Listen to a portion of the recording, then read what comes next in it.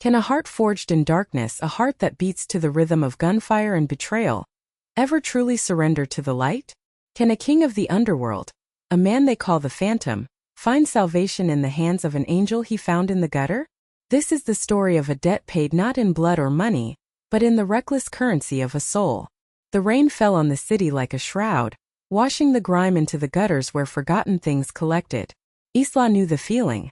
For 2 years the streets had been her home, the unforgiving concrete her bed, the symphony of sirens her lullaby. She was a ghost in her own life, wrapped in a threadbare coat and a resilience that was sharper than any blade. It was this resilience that had her scavenging behind the opulent restaurants of the city's elite, seeking discarded warmth in a cardboard box. That night, the storm was a living thing, a snarling beast that clawed at the alleyways. A sound low and guttural cut through the wind's howl. It wasn't an animal. It was human. Drawn by an instinct she'd long thought beaten out of her, she followed the sound to a drainage ditch slick with mud and refuse. There, half submerged in the filthy water, was a man. He was a creature of stark contrasts, a masterpiece ruined. A suit of exquisite cut, the kind of material that cost more than she'd seen in a lifetime, was soaked and stained a horrifying deep crimson. Blood matted his dark hair and streamed from a gash on his temple. His face, even pale and contorted in pain, was brutally handsome, carved from marble and sin. He was dying. Every rational thought screamed at her to run, to forget what she saw. A man like this, dressed in wealth and bleeding in an alley, was trouble of the most lethal kind. But then his eyes fluttered open, dark pools of agony that snagged on her face for a fleeting second. In them she didn't see a monster. She saw a man broken and drowning. An Isla who had nothing, could not stand by and watch another soul be extinguished. With a grunt, she slid into the ditch, the icy water shocking her system. He was heavy, a dead weight of muscle and bone. "Come on," she whispered, her voice raw against the wind. "You're not dying here." Not tonight. She looped her arms under his, her small frame straining against his inert form. She hauled, she slipped, she grunted, her knuckles scraping raw against the concrete. It was a desperate, primal struggle. A forgotten woman refusing to let a dying man become another ghost in her city. She dragged him from the maw of the ditch, his blood smearing onto her coat, a macabre pact sealed in the heart of the storm. Her sanctuary was a forgotten corner of a derelict textile warehouse, a space she claimed with a tattered mattress and a collection of scavenged blankets. It smelled of damp and dust, but it was dry. Getting him there was an odyssey of pain, his and hers. He moaned, a low vibration against her back, his body a furnace of impending fever. She laid him down on her mattress, the only soft thing she owned in the world, and for a moment, the sheer absurdity of it all hit her. A homeless girl and a bleeding man in a pinstripe suit, a dark fairy tale playing out in the ruins of industry. She lit a precious candle, its flickering light dancing over his sharp features. With trembling hands she took a bottle of cheap vodka, kept for the cold, not for consumption, and a strip of clean cloth she'd been saving. "This is going to hurt," she warned his unconscious form, her voice softer than she intended. She began to clean the gash on his head, her touch surprisingly gentle. He flinched, a growl rumbling in his chest, but he didn't wake. She found the other wound then, a dark weeping hole in his side, a bullet wound. Her breath hitched. This was far beyond a simple alley brawl. This was the work of professionals. Fear, cold and sharp, pricked at her, but it was too late. He was here. He was her responsibility. She did what she could, cleaning the wound, pressing her cleanest blanket against it to stanch the bleeding. She dripped water between his parched lips, watching the pulse that beat frantically at the base of his throat. Hours passed. The storm raged, and inside their small pocket of the world, a fragile truce with death was being negotiated. Sometime before dawn, his eyes opened again. This time they were clearer, focused. They locked on her, taking in her worn face, the grime under her nails, the fierce concentration in her gaze. "An angelo," he rasped, the Italian word a rough prayer on his lips. "An angel." Then his eyes rolled back, and he was gone again, leaving Isla alone with his whispered word and the terrifying weight of the life she had just saved. Nico Bellini, the man they called the Phantom for his ability to appear and disappear in the city's brutal underworld, awoke to the scent of dust and rain. Pain was the first sensation, a searing fire in his side and a dull, throbbing drumbeat in his head. The second was confusion. This was not his penthouse suite with its silk sheets and panoramic city views. This was a cold, hard floor. He pushed himself up on an elbow, his muscles screaming in protest. A woman was sitting a few feet away, her back to him, mending a tear in a worn coat with a needle and thread. She was small, but her posture was straight, defiant. He remembered flashes.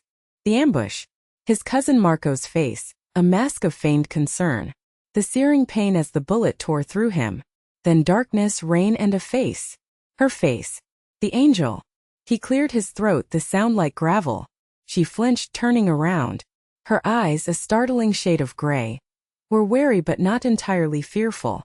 There was a fire in them. A spark of unbroken will he recognized because it mirrored his own. "Who are you?" he demanded, his voice a low growl. "The person who kept you from bleeding to death in a ditch," she retorted, her voice steady, not a hint of submission in it. "You could start with thank you." A ghost of a smile touched his lips, a painful, unfamiliar gesture. This was no timid mouse. "Thank you," he said, the words feeling foreign. "Now who are you?" "My name is Isla, Isla," he repeated, testing the name. "You have questions? Ask them." She looked at the bullet hole in his ruined suit jacket, then back at him. "I have a feeling the answers would get me killed smart." He liked that. "You saved my life, Isla. That makes you my concern now." Before she could reply, the heavy warehouse door groaned open, spilling pale morning light into their sanctuary. A large man in a dark suit stood silhouetted, gun drawn. Leo. His most trusted man. Leo's eyes widened, first at the sight of Nico, alive, and then at Isla, a civilian intruder in a situation that allowed for no witnesses. "Boss," Leo breathed, relief washing over his face as he lowered his weapon. "We thought Marco said you were gone." The name Marco sent a jolt of cold fury through Nico. He ignored it for now. He was the boss. The phantom. And his power, which had been seeping away in that ditch, came flooding back. He rose to his feet, wincing but projecting an aura of absolute command. Isla watched the transformation, her eyes wide. The broken man was gone, replaced by a king. Leo and two other armed men rushed to his side, their deference absolute. "Get the car," Nico ordered, his voice iron. He then turned his gaze back to Isla. She stood her ground, clutching her needle like a tiny dagger. He saw it all in that moment. She was a loose end, a witness. The code he lived by demanded she be silenced. But he also saw the woman who had touched him with gentle hands, who had faced him with fire instead of fear. He owed her a debt. "You're coming with me," he stated. It wasn't a request. "I'm not going anywhere," she shot back, defiant. He took a step closer, his shadow engulfing her.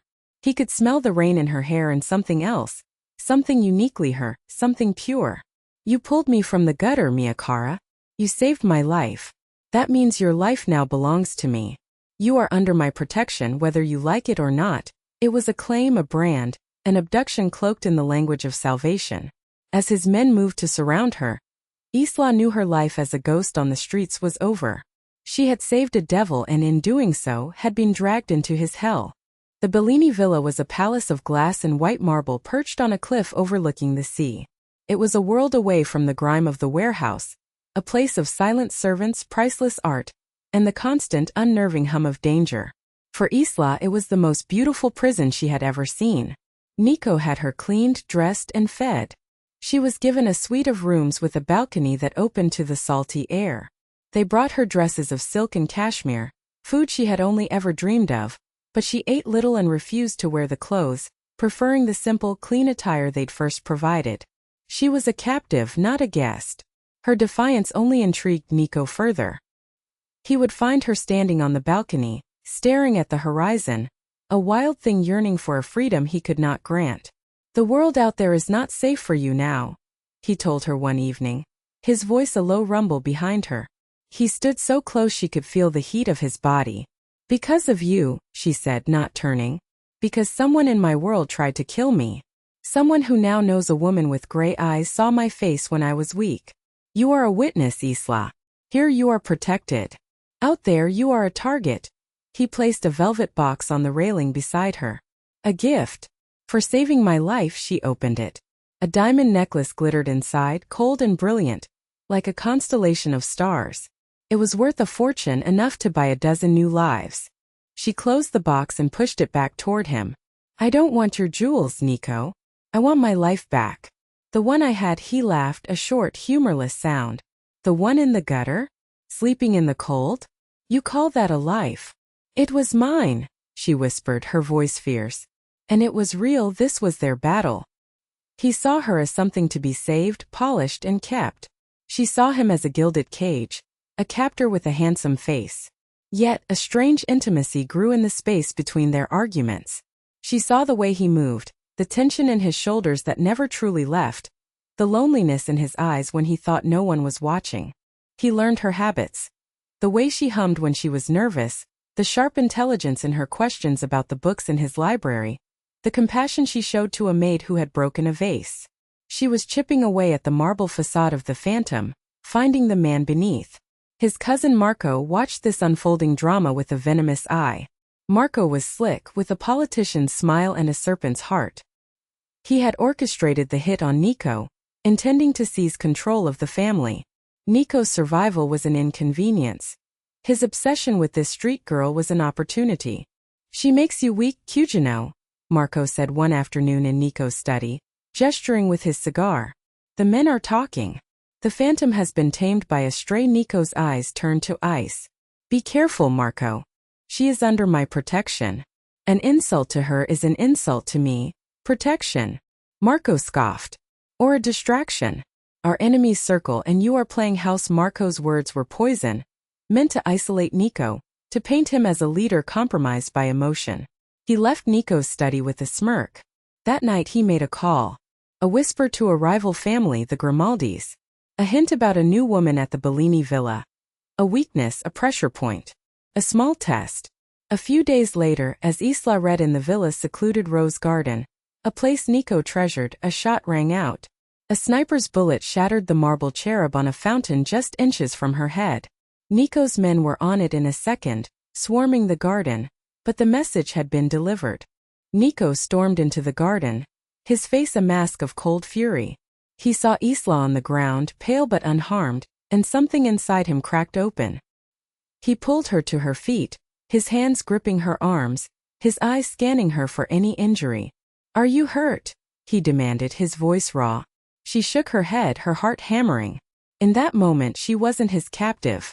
He was her terrified protector. He pulled her against his chest, a possessive, desperate embrace. I will burn this city to the ground before I let anyone touch you. He swore into her hair. He was holding her tighter, pulling her deeper into his world, just as Marco had planned. That night the nightmares came for Nico. Not of the recent ambush but of an older, deeper betrayal. The one that had put the scar above his eye and the ice in his heart. He woke with a strangled cry, the sheets damp with sweat, the ghost of his father's dying words on his lips. He stumbled out of his room, needing air, and found himself on the balcony outside Isla's suite. She was there, wrapped in a blanket, watching the moon on the water. She turned, her expression not of fear, but of a quiet, knowing sorrow. She had heard him. Bad dreams? She asked softly. He didn't answer, just leaned against the railing, his knuckles white. He expected her to retreat, to flee from the raw darkness that clung to him. Instead she stepped closer. You carry a lot of ghosts, Nico Bellini. More than you could imagine, he admitted, his voice rough.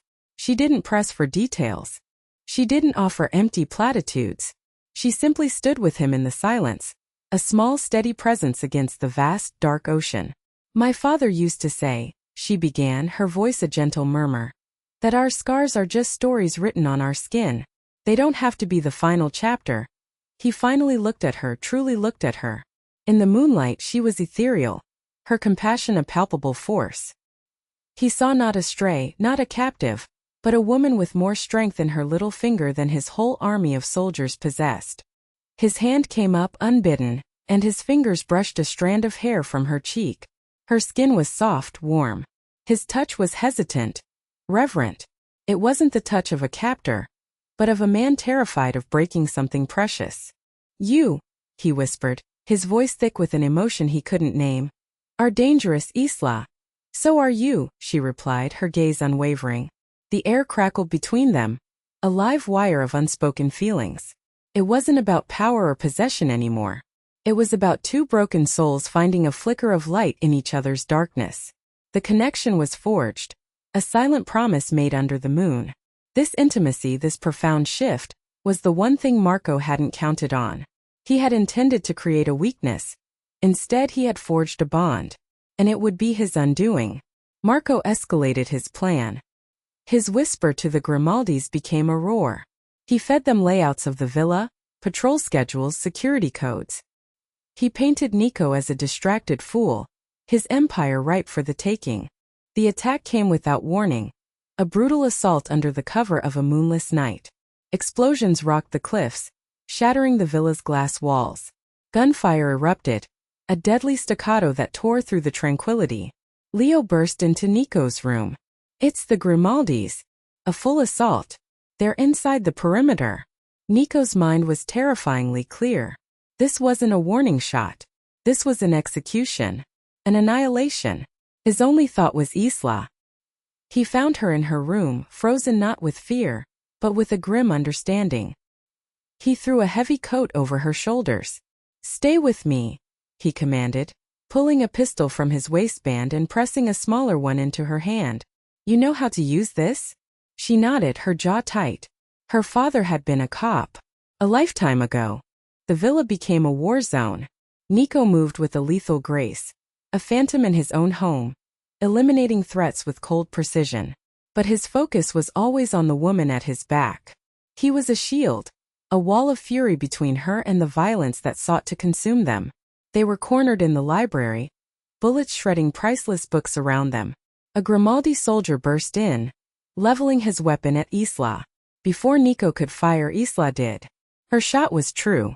The man fell. The air was thick with smoke and the smell of cordite. In the ringing silence, Nico looked at her, at the smoking gun in her hand, at the fierce, terrified resolve in her eyes. He saw not an innocent but a survivor. A queen. He pulled her into a small alcove, shielding her with his body as another wave of gunfire erupted. "C'est la mia vita, Isla." He breathed against her temple, the words a desperate, raw confession torn from the depths of his soul. You are my life. Do you understand? Everything else is dust in the midst of death. He had finally spoken the truth. This wasn't about a debt. It was about love, a savage, desperate love born in the crucible of violence. Leo fought his way to them, his face grim. There's a tunnel. A way out. Marco, he's not answering his phone. His personal guard are the only ones who haven't engaged. The betrayal hit Nico like a physical blow. It all made sense. The sniper. The perfectly timed assault. Marco. He got them to the tunnel, a dark, damp passage leading to the sea. Get her to the safe house, Nico ordered Leo. I have family business to attend to, but Isla grabbed his arm, her grip surprisingly strong. No. We do this together. He looked into her eyes and saw not his captive but his partner. His equal. And for the first time the phantom did not walk alone into the darkness. At the safe house, a nondescript apartment in the heart of the city, the truth crystallized. Leo, ever loyal, had been suspicious of Marco for weeks. He laid out the proof. Encrypted phone records, offshore bank transfers, testimony from a guard loyal to Nico. Each piece was a nail in Marco's coffin. Nico sent a single message. Family meeting. Now Marco arrived an hour later, his face a perfect mask of concern. Nico. Grazie a Dio. I heard about the attack. I was rallying the men. He stopped short when he saw Isla standing beside Nico. Her presence an undeniable statement. What is she doing here? This is family business. She is family, Nico said, his voice deadly calm. He slid a phone across the table. On the screen was a bank statement showing a massive payment from a Grimaldi shell corporation into an account owned by Marco. The blood drained from Marco's face. His mask crumbled, replaced by a sneer. So the stray has claws. I underestimated her. He looked at Nico with pure venom. You went soft, Cugino. Her scent made you forget who you are. A king cannot afford a heart. I was simply reminding you of that. I did it for the family. You betrayed our blood for a throne. Nico countered, his voice low and shaking with rage. You pointed our enemies to my door. You put her in the line of fire. The old Nico the Phantom would have ended it right there. A single bullet. No words. But he looked at Isla, at the quiet strength in her eyes, and he saw a different path. He was still a king, but his reign would be different. You are no longer a Bellini, Nico declared, his words sealing Marco's fate. You are stripped of your name, your wealth, your protection. You are exiled. If I ever see your face in this city again, I will not be so merciful. Basta. It was a judgment more devastating than death. To be cast out, made a nobody, was the ultimate punishment in their world. Marco stared, incredulous, before Leo and his men dragged him away. A king reduced to a ghost. The silence that followed was heavy. The war was over, but the world had been irrevocably changed. Nico turned to Isla, his face weary, the weight of his crown heavier than ever. It's over, he said. He walked to the window, looking out at the city lights, the kingdom he had almost lost. Leo can arrange it. A new life anywhere you want. Money, papers, anything. You will be safe. You will be free. He was offering her the very thing she had once begged for. But the word free now tasted like ash in her mouth. Free from what? From the man who had called her his life amidst a hail of bullets? From the heart that had started to beat in time with hers? She walked up behind him, her reflection joining his in the dark glass. What if I don't want to be free? She asked, her voice barely a whisper. What if the life I had? What if it isn't mine anymore? He turned slowly, his dark eyes searching hers, filled with a hope so fragile he was terrified to acknowledge it. Isla. He breathed her name, a question and a plea. My place was in the gutter, Nico, she said, her hand coming up to touch the scar above his eye. But I think my home is with you. The last of his defenses crumbled. He pulled her into his arms, his kiss not one of possession or desperation, but of pure, unadulterated love. It was a kiss of surrender, of beginnings, of two disparate worlds colliding to create a new one. He was still the Phantom, a king of the shadows, but now he would not rule alone. He had found his angel not in heaven, but in the grit and grime of a city that had tried to destroy them both. And she, the girl who had nothing, had found that sometimes, the most dangerous man is the only one who can make you feel truly safe. Can love redeem a soul forged in darkness? Oh, my friends, look closely at the shadows.